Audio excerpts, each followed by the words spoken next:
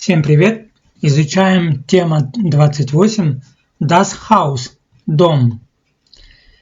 Der Schlüssel – ключ. В некотором немецком языке der произносят как der, так мягкое r. Der Schlüssel – ключ. Der Zaun – забор. Der Hof – двор. Der Schornstein – дымоход.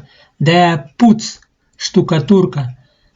Die Haustür – входная дверь. Die Garage – гараж. Die Heizung – отопление. Die Wohnung – квартира. Die Miete – арендная плата. Das Dach – крыша. Das Stockwerk – этаж. Das Zimmer – комната. Das Fundament – фундамент. Das Treppenhaus – лестничная клетка. Всем спасибо за просмотр и, друзья, не забывайте повторять слова. А также сложные слова, которые вы не можете произнести или трудно запомнить, лучше пропустить, а выучите со временем.